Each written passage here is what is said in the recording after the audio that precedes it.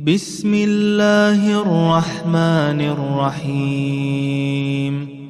إذا وقعت الواقعة ليس لوقعتها كاذبة خافضة رافعة. إذا رجت الأرض رجا وبست الجبال بسا فكانت هباء منبثا.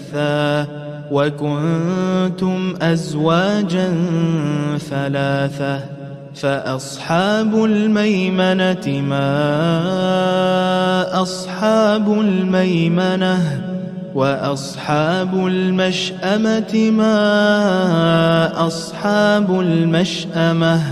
والسابقون السابقون أولئك المقربون في جنات النعيم. ثلة من الأولين وقليل من الآخرين على سرر موضونة متكئين عليها متقابلين. يطوف عليهم ولدان مخلدون بأكواب وأباريق وكأس من معين لا يصدعون عنها ولا ينزفون. وفاكهة مما يتخيرون ولحم طير مما يشتهون. وحور عين كأمثال اللؤلؤ المكنون جزاء بما كانوا يعملون. لا يسمعون فيها لغوا ولا تأثيما إلا قيلا سلاما سلاما. وأصحاب اليمين ما أصحاب اليمين في سدر مخضود وطلح منضود وظل ممدود وماء مسكوب. وفاكهة كثيرة لا مقطوعة ولا ممنوعة. وفرش مرفوعة. إنا أنشأناهن إنشاء فجعلناهن أبكارا عربا أترابا لأصحاب اليمين. ثلة من الأولين وثلة من الآخرين. وأصحاب الشمال ما أصحاب الشمال في سموم وحميم وظل من يحموم لا بارد ولا كريم. إنهم كانوا قبل ذلك مترفين وكانوا يصرون على الحنث العظيم. وكانوا يقولون أئذا متنا وكنا ترابا وعظاما أئذا متنا وكنا ترابا وعظاما أئنا لمبعوثون أو آباؤنا الأولون. قل إن الأولين والآخرين لمجموعون إلى ميقات يوم معلوم.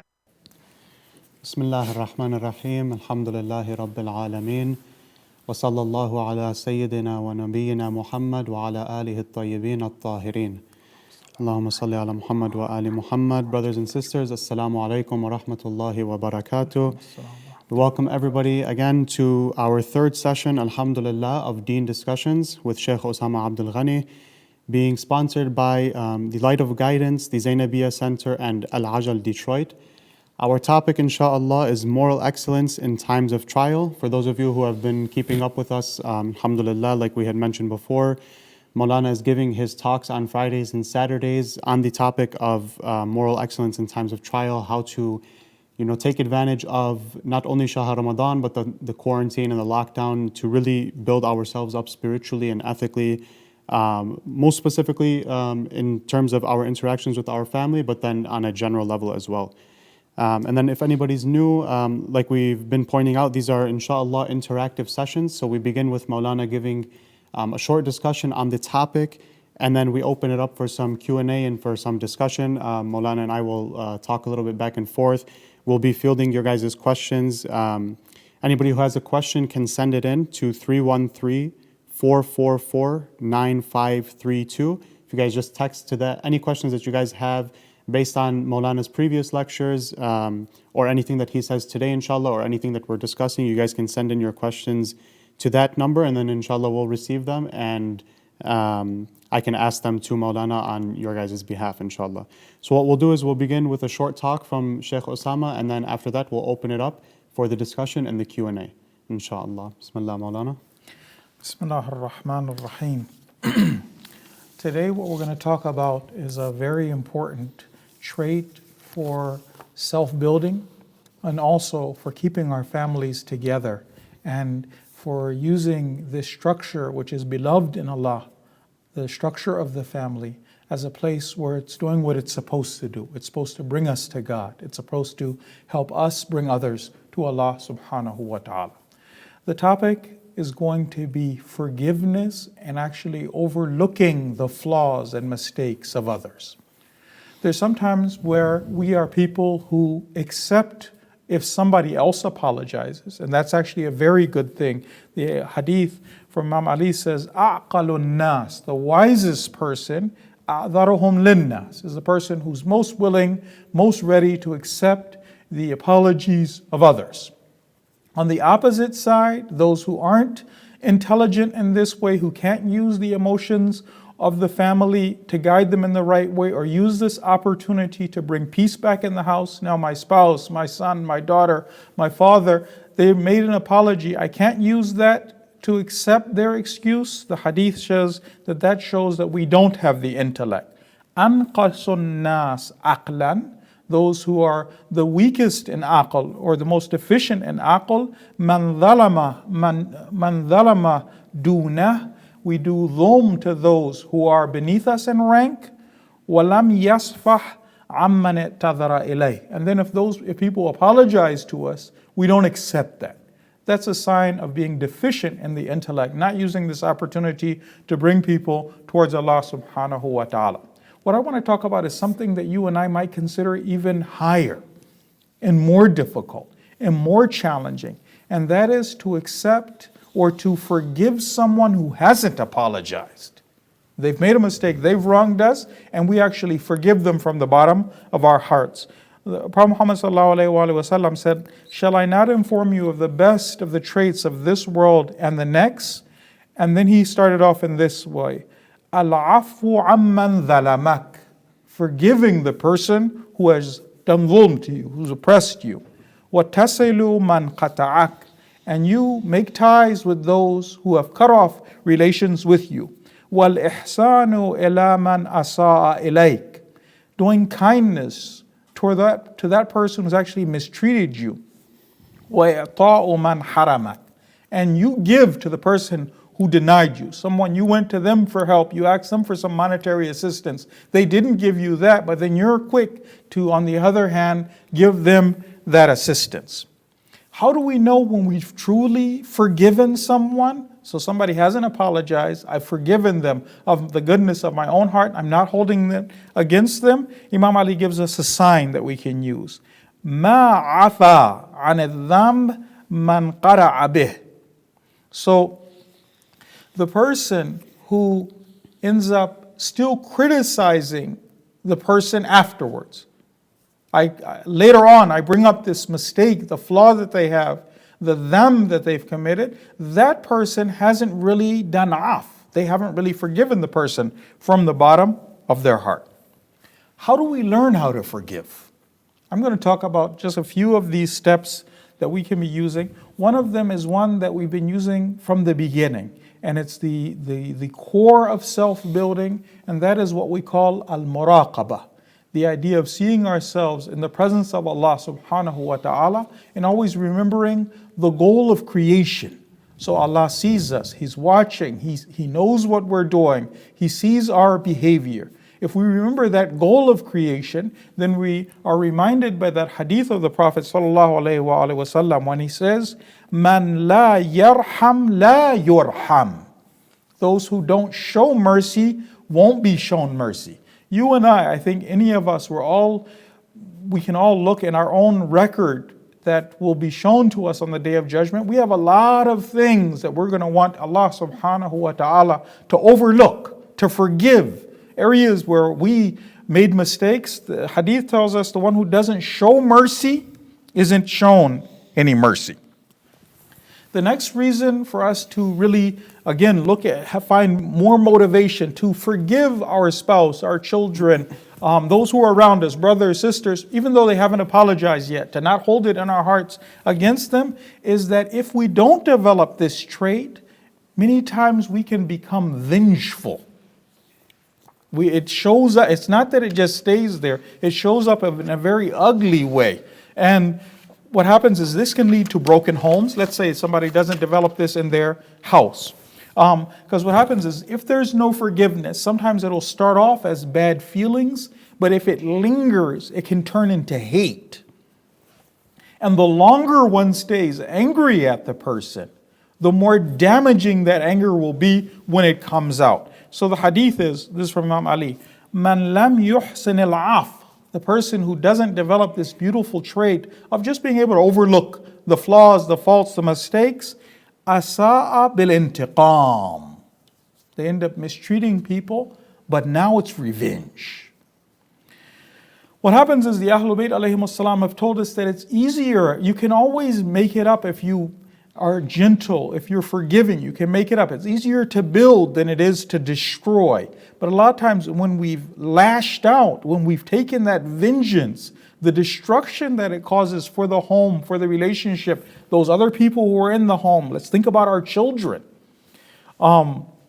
That is hard to make up. So Imam Baqir alayhi salam says this. He says, An-nadamatu ala al-af.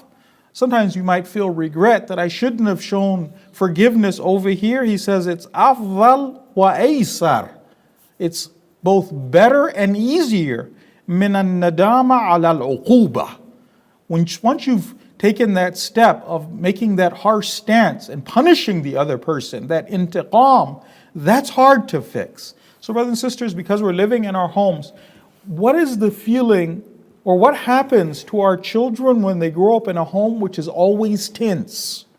If there's not fighting and shouting, which is bad enough, because little kids, even if they can't express themselves, even if they don't understand things like poverty, they can tell when things aren't good between mommy and daddy. Right? So the other children, grown children, they can also feel tension. Right? But he says that forgiveness allows, so what happens is it allows us to be able to restore peace because now I've forgiven the person. The tension has gone down. Now I want to guide the person, not intiqam, to help guide the person to bring them towards the right path. It's a lot easier to do when that tension isn't there. We don't want to make, because of not forgiving, our children become predisposed towards deviance and haraf. That's what happens when children grow up in a house where there's a lot of tension. Even those houses which are calm and quiet, but they're not loving and aren't warm, inviting homes. Those children, some of them may make it out okay, but many of them are are more likely to develop those akhlaqi diseases.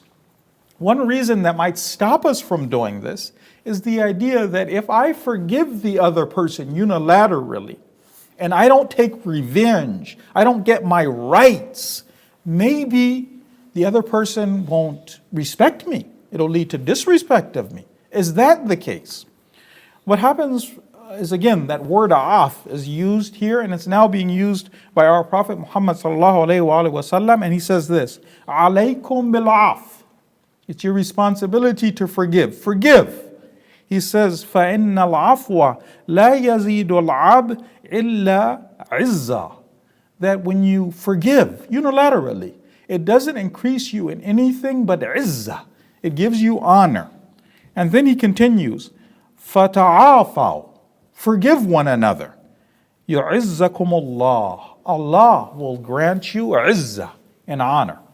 There's a beautiful story that we find in our hadith from Imam Sajjad salamullahi alayh. So what happens is Imam Sajjad alayhi salam was sitting apparently in an area, and a man from his family approached him, one of his own relatives. And this man stood and he said many inappropriate, cursing the Imam, saying inappropriate things to the Imam, and the Imam didn't respond. The man finished saying what he had to say, and then he left. Then the Imam turned to those who were sitting there. He said, "You heard what the man said." He said, "I would like it if you accompany me to see me respond to him."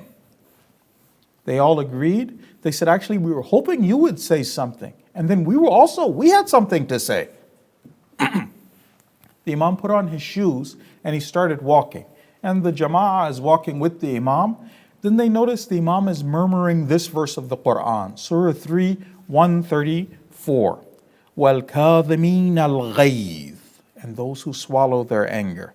وَالْعَافِينَ عَنِ النَّاسِ. Those who do af and forgive people. وَاللَّهُ يُحِبُّ الْمُحْسِنِينَ. And Allah loves those who do good to others. He loves the virtuous. They said, when we heard the Imam reciting this, we realized there weren't going to be fireworks. The Imam wasn't going to do anything that was inappropriate. The Imam reached the house, and we, of course, were all with the Imam. When he reached the door, then he told the people in the house, "Tell him that Ali ibn Hussein is here." The man came out, and we could see he was ready to battle. He had no doubt that the Imam was there to get revenge for what he had done to him. He had publicly insulted the Imam. The Imam addressed him. He said, "Brother," he said, "if I am as you say I am, then may Allah forgive me. And if I am not as you said I am, may Allah forgive you." The man was taken aback. He stepped forward and he kissed Imam Sajjad alayhi salam between the eyes. And he said, "No, what I said wasn't true. What I said wasn't right. I'm more deserving of those words than you." So yes, it's true. Some people will take advantage, but more than not, those with a conscience, when they see this kind of behavior, it leads them to reform themselves. And that's what we're looking for. May Allah make us or grant us the tawfiq of developing the trait of af, not only accepting the udhr of others when they apologize, but af unilaterally before they apologize. Assalamu alaikum wa rahmatullah. Santo Maulana, thank you so much. Alhamdulillah. So inshallah, we'll open it up now, have a little bit of discussion back and forth with Maulana, and then of course, again, we are receiving any questions, and the number to text is at the bottom of the screen, inshallah. Okay, so Bismillah ar-Rahman ar-Rahim. I'll open it up, inshallah, with a quick question of my own. So, connecting what you're talking about today in terms of kind of like being the pioneer in, doing good in all areas. So like you mentioned the hadith, like forgive people even if they haven't asked for forgiveness, or, do good even if they're bad to you, connect with them even if they cut off from you. But then you also have been mentioning in the previous sessions how, forgiveness and overlooking faults doesn't necessarily mean like you just become like totally like uh, like oblivious to them, where it's like, my family member is, disrespecting me in a certain way. I forgive them, and now I just kind of like let it go on forever. Like you've been mentioning how there is a kind of like a proactive way to forgive them and not hold it in your heart, but to also, address it to them, for their own sake as well. So one of the things that you mentioned is, sometimes like maybe writing a letter if, the face-to-face is, if you're not able to express yourself and those kind of things. So I just wondered to myself if, is there like kind of like an extent to this where, like, let's say somebody has a confrontation in the house, right? Now they want to write, or they try to solve it through discussion, and then sometimes like it's like adding fuel to the fire, and it gets a little bit worse. So maybe they say like, what, instead I'll write a letter.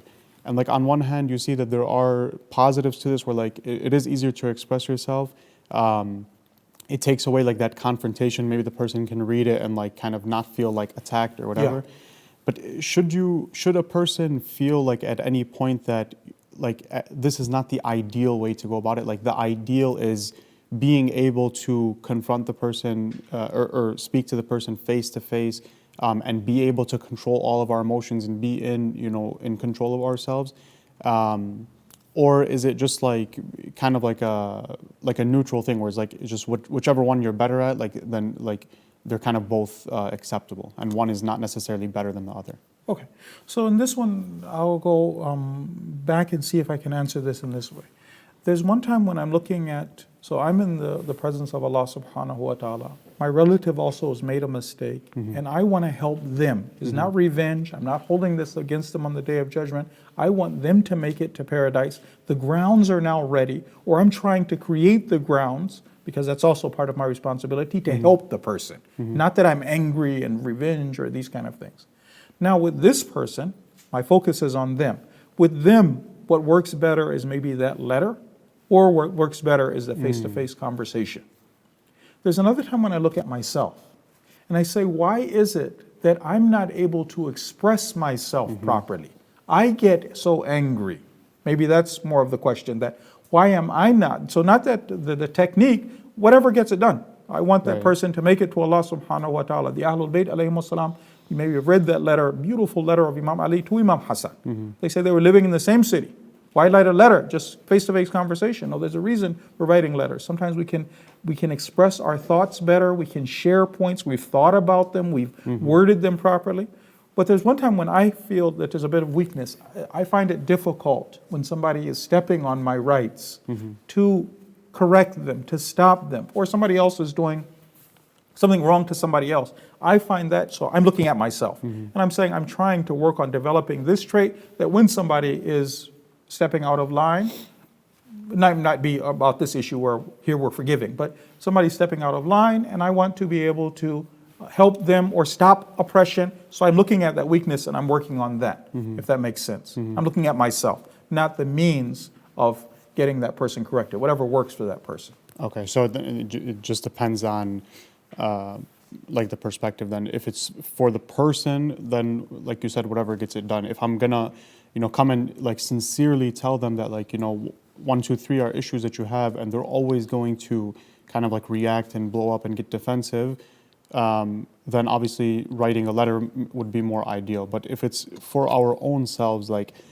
maybe like the person feels like one time like where they can't control their own anger, and so they have to resort to writing a letter, or they kind of like fear the confrontation, and so they have to write the letter. So like from that perspective, like maybe the person feels a little bit like it's a weakness in their own character. So if it is that kind of a feeling where like I have to write a letter, even though I know that, or even though I feel that face-to-face discussion is more ideal, I have to write a letter because I can't control my anger, or because I'm afraid of confrontation, or so on and so forth. In that circumstance, should they kind of like face their fears, or like force themselves to do the face-to-face, or is it okay to just kind of like I don't want to call it like the easy way out or something like that? Yeah, so even then, if the most effective way, because I am not as eloquent when I talk, when I may stammer, I may not be able to express my points, but may remember all of the wrong that the person did to me. Maybe for me, what's better is that I write the letter in this particular instance, but at the same time, it doesn't mean because I've noticed a flaw in myself, other than issues, because I'm sure it's not this only this person, or maybe it is only this person, but other times with this person, I don't have that warm relationship where I can share with them, I can talk with them. So in the meantime, I'm taking baby steps to get that corrected, because I don't want, if it's a weakness, then I don't want to have that weakness. Just leave it. Right? Yeah.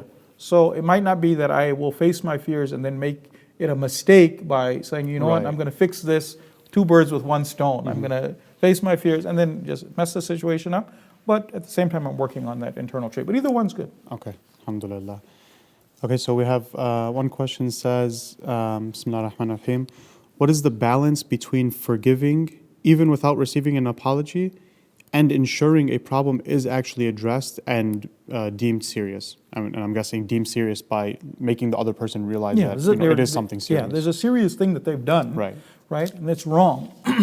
So what happens is, if I can do this then, the first thing would be that, do I really, I know as a believer that the hurma of the mu'min is more than that of the Kaaba. And I know this person will be facing God's wrath because they trampled over my rights.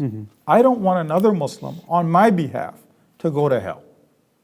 I'm forgiving them for this reason, that I don't, literally, let's say I die tomorrow, they haven't apologized. Do I want them that, yes, I'll see you burn in hell for this? Man, I want them to make it to paradise. Again, the part that's between them and God, that's something else.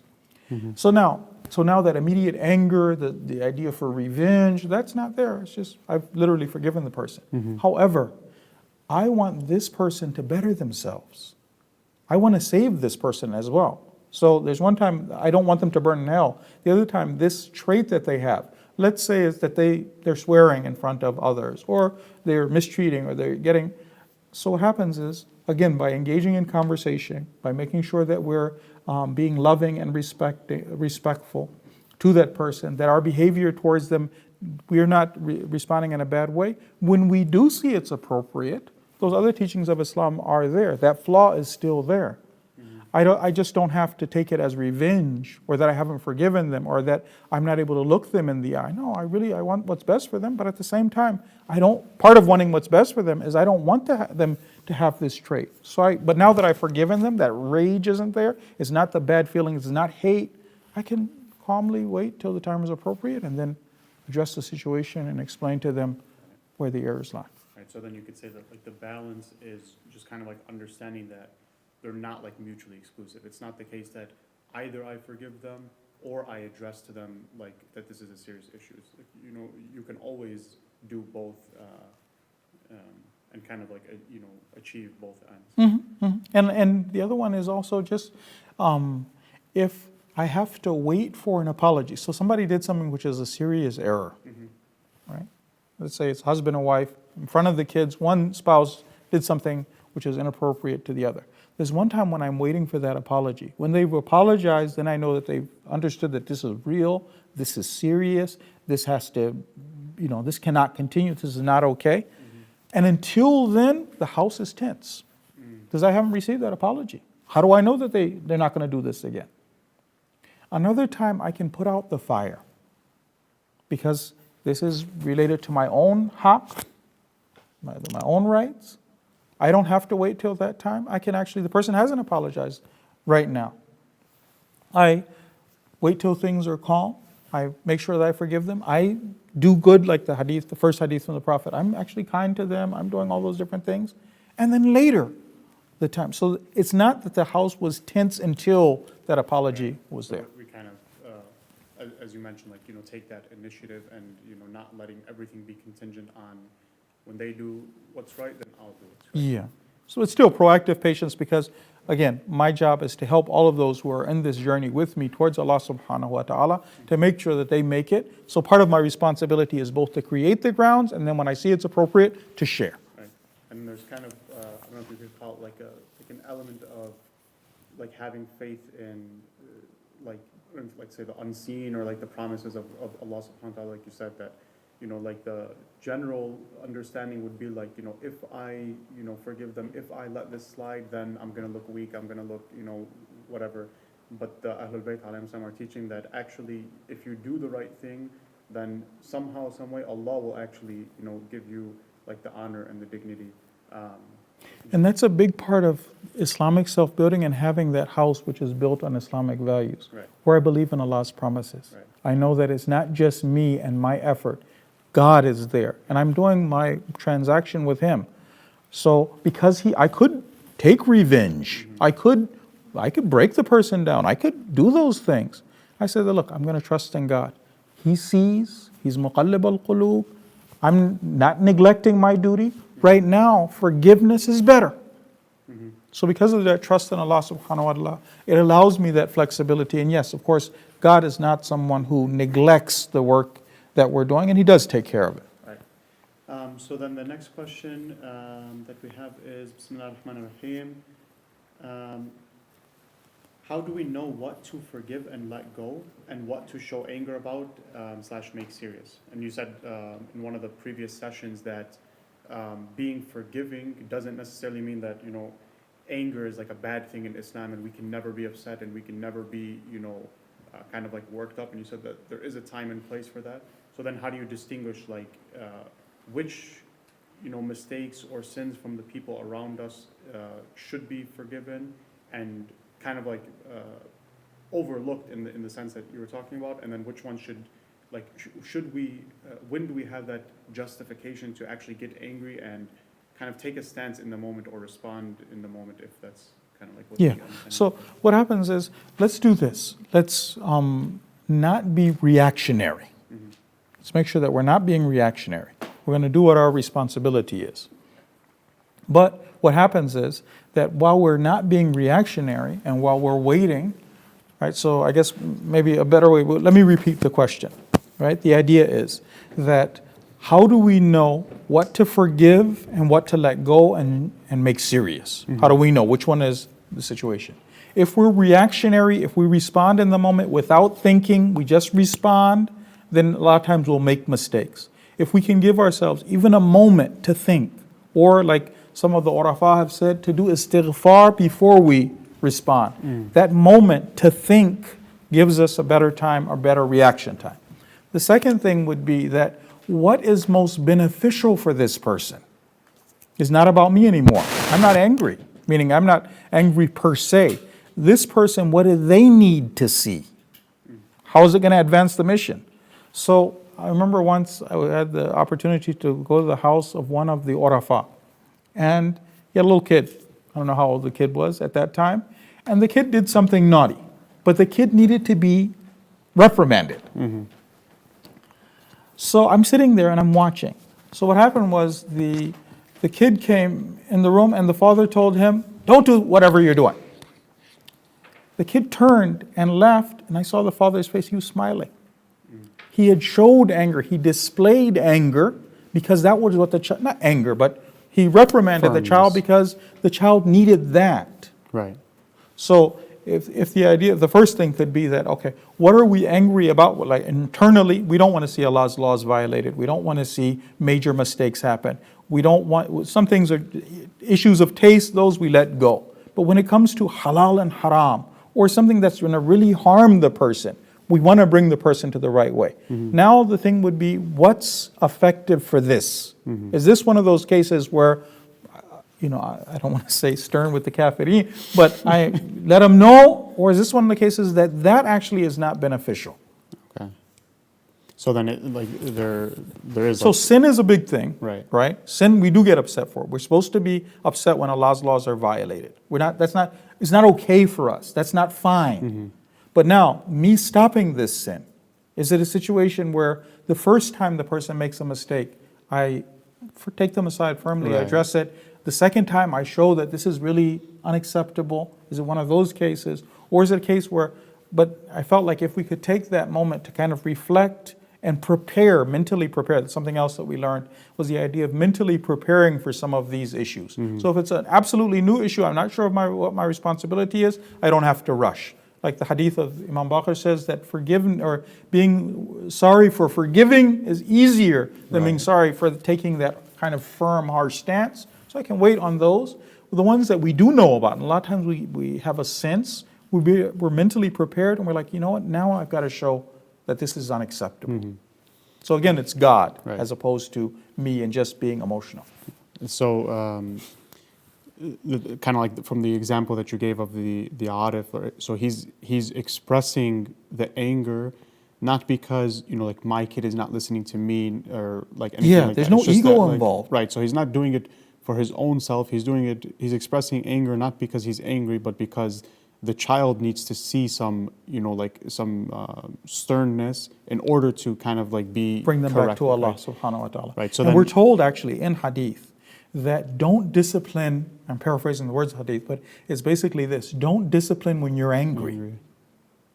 So I'm not coming from the right place. When I actually am furious with the person, I might say something, I might be harsher than I'm. Another time I kind of calm myself down. This person, I don't only see them as the summary of their flaws or this particular mistake. I see the whole picture of this person. But helping them means that I show that this particular mistake isn't okay. And they need to see that. So then I reflect that. Right. So even then, like mistakes that people make or like disrespect or anything like that, that comes towards us trying to like change our own perspective about it, even in like not saying, oh, he disrespected me, just thinking like, you know, it's just like a sin like anything else. Like the same way I would always look for the right time and place and method of correcting the sin. Like now, even if the sin is like against me, I'm still looking at it as he disobeyed Allah, not, you know, he hurt my ego or he, you know, did this to me. Although it doesn't mean that you and I don't have feelings. That the believer has thick skin. You insult the believer, the believer is just like the Pillsbury Durable. I don't know if you remember that commercial. Ooh, you know, you press him. No. It does bother the believer. The believer doesn't like that. And you can see it. You would see it on the Prophet's face when he would be displeased. When somebody would do something, you would see it on his face. So, but now the Prophet has also told us, be silent when you're angry. I don't have to respond right now. I'm not sure if that's the emotion they need. So I'm upset with a particular action. They did it in front of my children, for instance.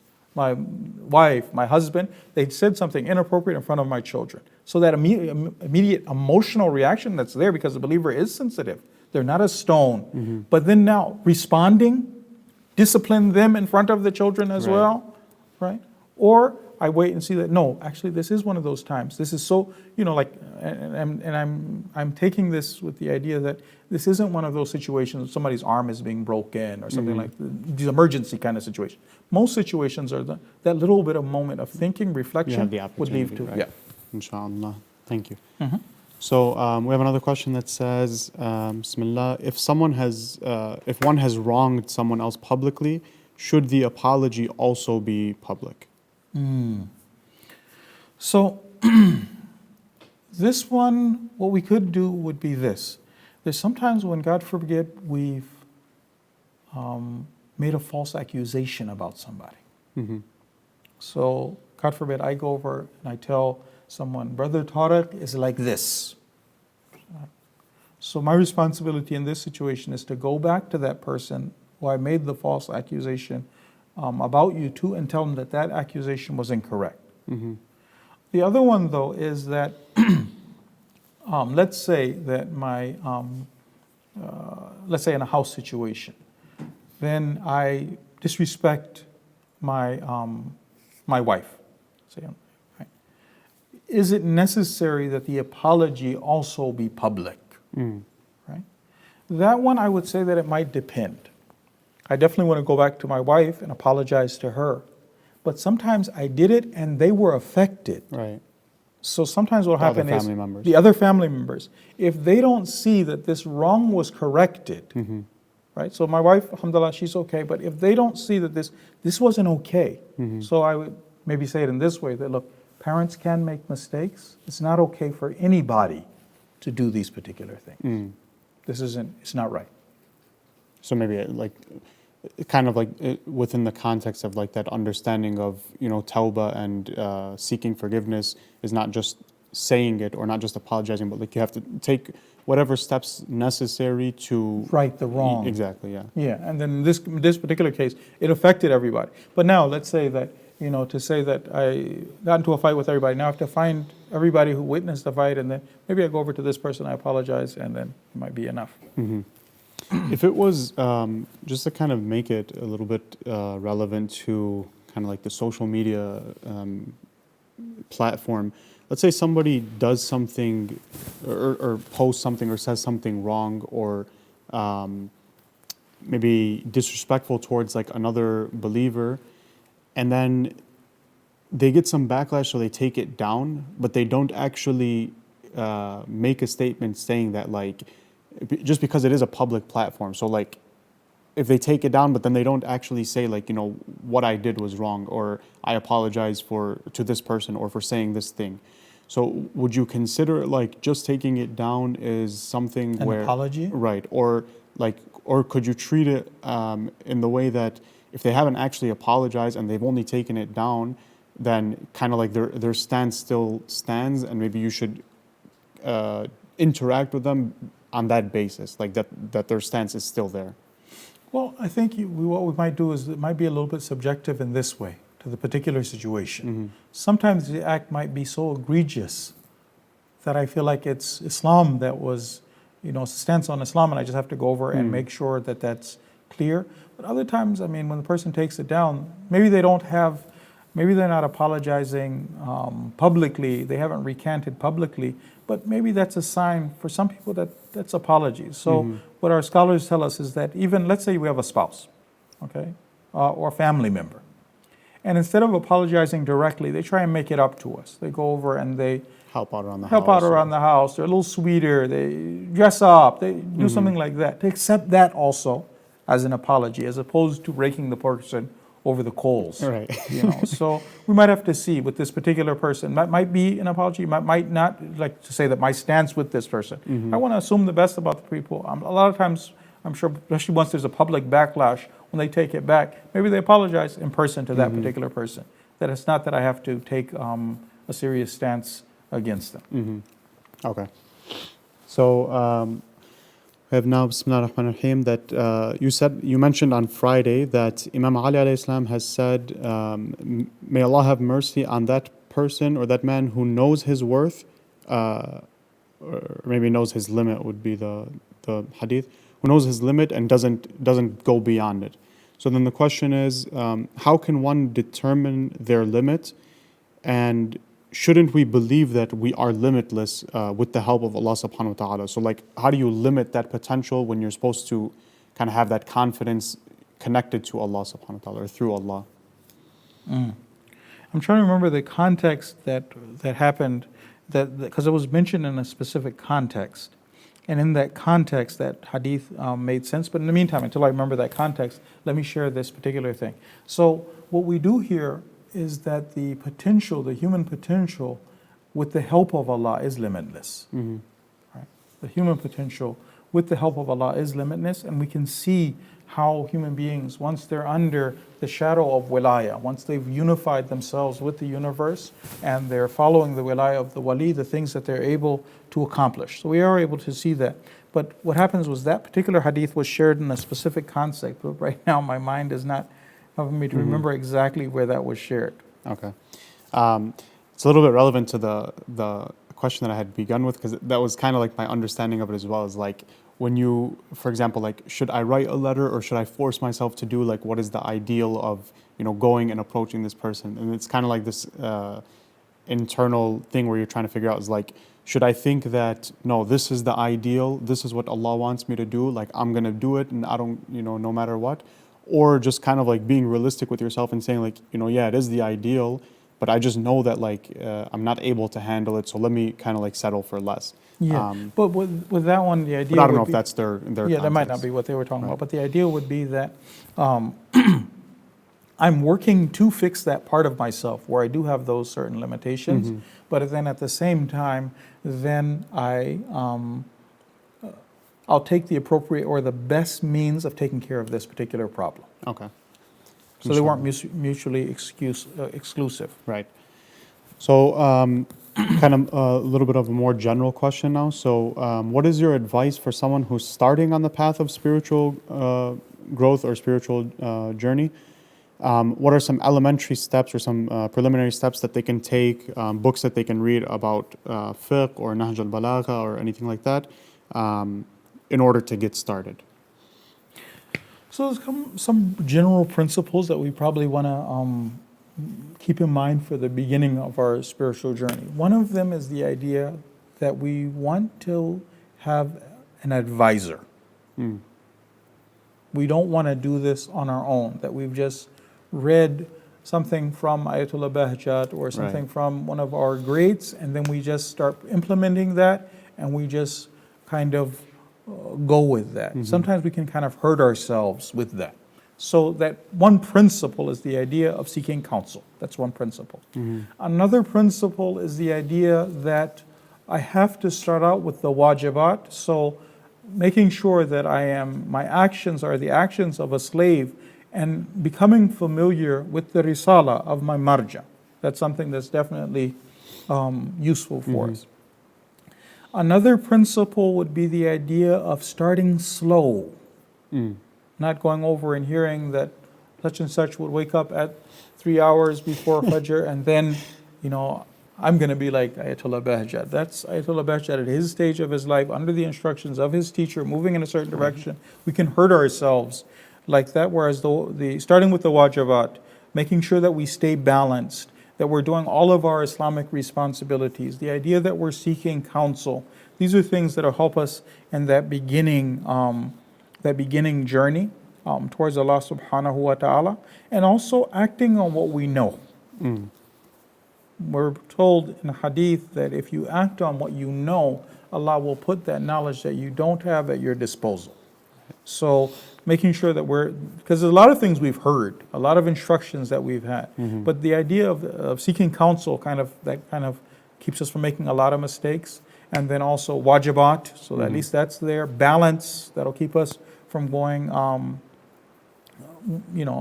one extreme to the other. And then after that, taking those baby steps with the stuff that we know is good, and we know is correct. We see that we're ready for. That would be probably an area that we could start. So it's actually interesting that it was brought up, because this was something that I was like discussing with one of the brothers not too long ago as well. Is like, when we always hear like this concept of like, starting slow and not forcing yourself too much, and not, like you mentioned, like, Ayatollah Bahjat, for example. Allah mercy on his soul. Right, and then I saw there's a documentary about Allama Tabatabai, Allah Yaddis Ruhu, where they said that he would do sujood for like 5 hours sometimes. So, I mean, obviously we're not gonna, attempt something like that, but when we say that we should have, we should start slow, and not comparing, myself at age 20-something to Ayatollah Bahjat, may Allah have mercy on him, like at the prime of his life, which were, his last days. But sometimes even looking at those, great like scholars and hurafat, we see that like even at the early point of their life, or like where they are the age that I'm at now, they were already doing, some of these like really like difficult spiritual things. And sometimes it seems, and Allah knows best, that like, sometimes they kind of like naturally started this path even before they had somebody to tell them to do that, to do those kind of things. So like, how do you reconcile between that, where, you see that like the age that you're at now, they were already, kind of doing some of these things, and so yeah, I don't know. So one thing that we want to keep in mind is something that we find in the books of Imam Khomeini under the discussion of the forces of aql, or the intellect, and the forces of jahl. He talks about those people who go over and force things on themselves. They don't exercise rifq and mudara, and end up, the bounce back sometimes is that they even leave the deen. They force themselves so much that like, then they just can't handle it anymore. And then they can't handle it. The nafs rebels, right? So if we can keep this in mind, like these are from, Imam Khomeini, we know, right? If he's telling us based on the ahadith, don't just go over and go crazy. Guidance, wajibat, halal, haram, kindness to your parents, the stuff we know. There's a lot of stuff, being kind to my parents. I know that that's tawakkul. I know that's good. Taqwa. I know that I should get married. I know those are things that Instead of me doing that, just trying to go over and jump right into it, sometimes the nafs rebels and then it's really bad. Right. The person takes a while to even recover and even start wanting again to engage in the different mustahab acts. Right. So if we can kind of keep that in mind. The other one is this one, that Allah knows the intention of our heart. If I'm doing the best that I can based on my knowledge, right, then God's going to reward me. I'm doing my best. Why are you holding back? You just read this book of Allama Tehrani. You just read, that he did this, that, and the other. Why are you holding back? You could be like him. Right. I'm holding back because Imam Khomeini said that people... They themselves told you to hold back. Yeah, they've told you. So then tawakkul. And whoever does tawakkul, Allah is sufficient for them. It's much better that we continue this path, that we survive, that we run a marathon and not a sprint, Right. than that we get inspired and then we do it. And then the other thing that happens is sometimes somebody will start some of these spiritual processes, they don't see the results, so then they say, well, there was no goodness in it anyway. Kind of like the fox and the grapes, Okay. Yeah. And then for the first part about, or you had mentioned that like one of the basic things is having, kind of like a spiritual advisor, somebody that you can go to for counsel. A lot of times, like if you're listening to lectures or things like that, like scholars will recommend themselves like certain books, right? So like let's say a scholar recommends, Al-Qalb al-Salim for Shahid Dastghib.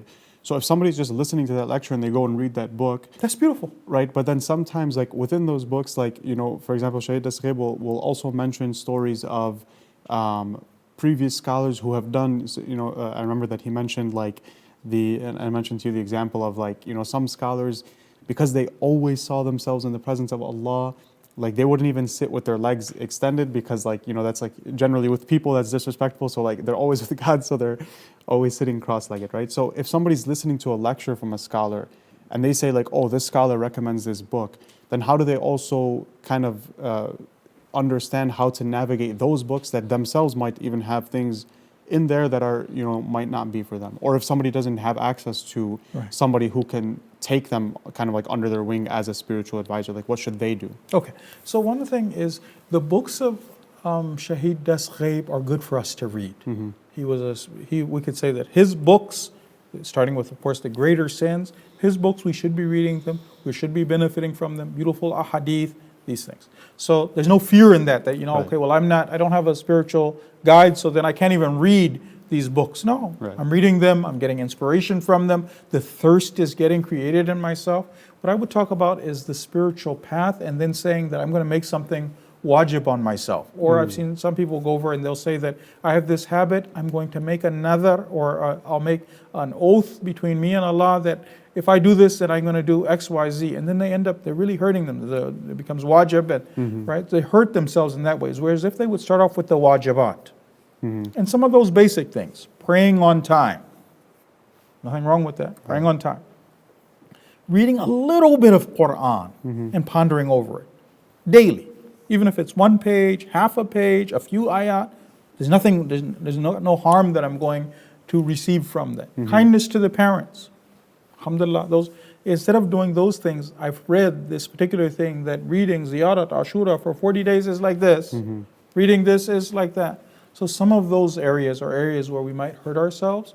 And so kind of going slow on, instead of making things wajib on ourselves, is better than going very quickly and then hurting ourselves. That's kind of more the point. I don't want to discourage people. Don't listen to these lectures. Don't hear these stories. Those are inspirational. We hear about these shuhada, what they were like, that, don't even listen to it. No.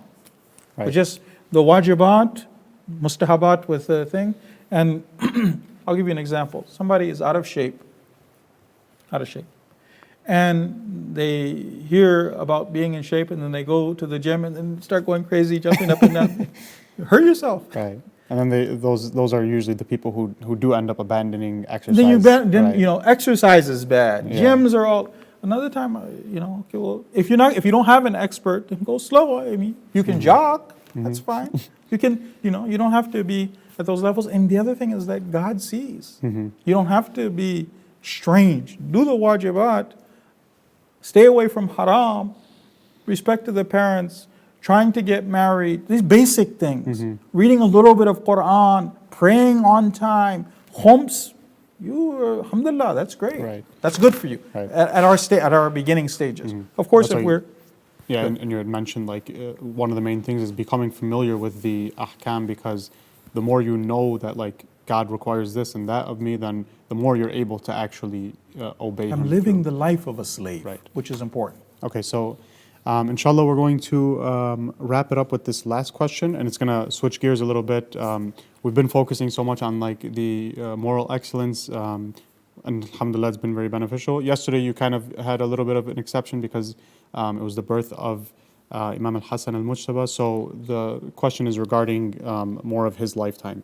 So it says that in the speech you said that Imam Hassan did not start a war with Muawiyah because he didn't have the army and the dedicated soldiers that he needed, meaning he wanted to, but he wasn't able to because of his following. So if that's the case, then why did Imam Hussein get into a war while obviously we know, from 72 Ashura that or he didn't, 100, he yeah. also did not have, the full army. So why did he feel like it was his duty to go to war without an army, whereas Imam Hassan, obviously we know that his duty was not to go to war because he didn't have an army. So how do we reconcile with that? Okay. One of the things that Imam Hassan did is that, alayhi salam, that he made it clear how wicked the system of Yazid was, meaning the system of Muawiyah. Initially, some of the believers, they thought Muawiyah was a good guy. They thought you could live with Muawiyah. It's okay. It's not.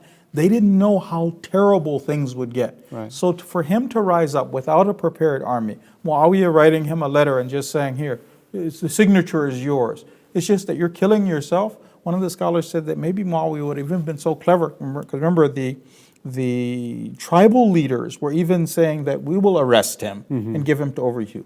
They said maybe one of the things Muawiyah would have done would have been to free Imam Hassan. Like That a show the same of like way, goodwill. yeah, that the Prophet made antumul tulaqa, Right.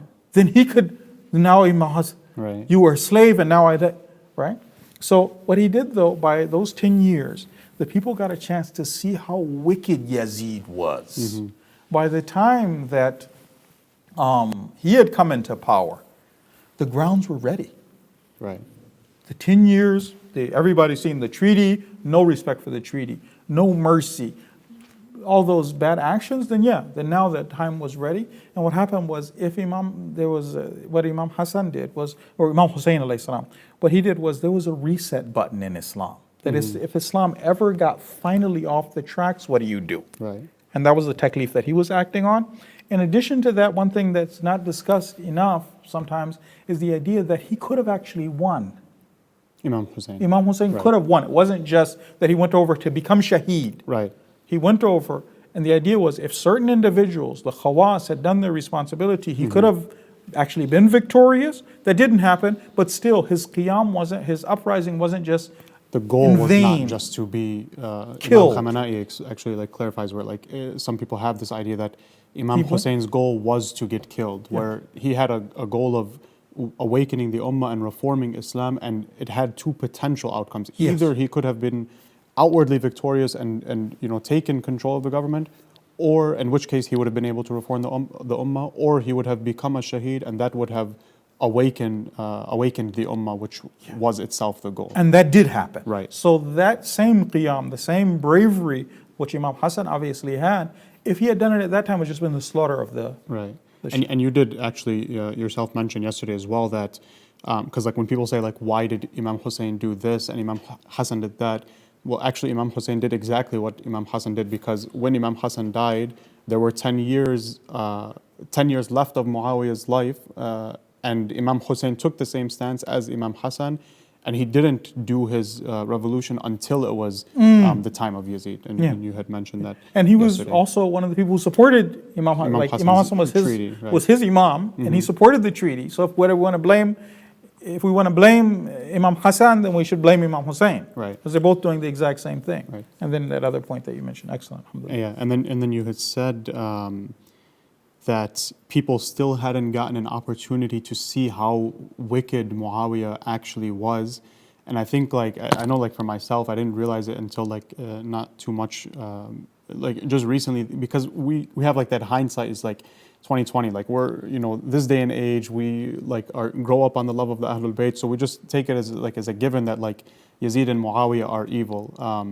But one of the scholars had mentioned that like that region of the world of Sham didn't come under the control of the Muslims until after the Holy Prophet, and then Bani Umayyah were in control of that region ever since it was under the control of Islam. So like those people had only been exposed to Bani Umayyah and they didn't know Ahlul Bayt. So that's why like they say when Imam Sajjad reached Syria, and then like people are cursing him, and like we hear like, you know, how can somebody curse the Imam? Like they had no clue, right? So it gives like the context. Alhamdulillah. Okay, so we will conclude the session, inshallah, with that last question. Extend our special thanks to Maulana Shaykh Usama for enlightening us not only in these discussions and answering our questions, but also the Friday and the Saturday lectures, which have been truly, truly beneficial. Again, I would highly encourage anybody who has missed the previous ones to, you know, make the effort to go back and watch those. And we will conclude. Walhamdulillahi Rabbil Alameen wa sallallahu ala Muhammad wa alihi at-tahirin. Allahumma. أعوذ بالله من الشيطان الرجيم. بسم الله الرحمن الرحيم. إذا وقعت الواقعة ليس لوقعتها كاذبة خافضة رافعة. إذا رجت الأرض رجا وبست الجبال بسا فكانت هباء منبثا. وكنتم أزواجا ثلاثة فأصحاب الميمنة ما أصحاب الميمنة.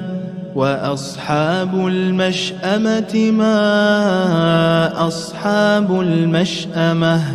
والسابقون السابقون أولئك المقربون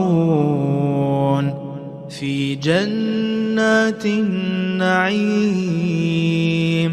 ثلة من الأولين وقليل من الآخرين. على سرر موضونة متكئين عليها متقابلين.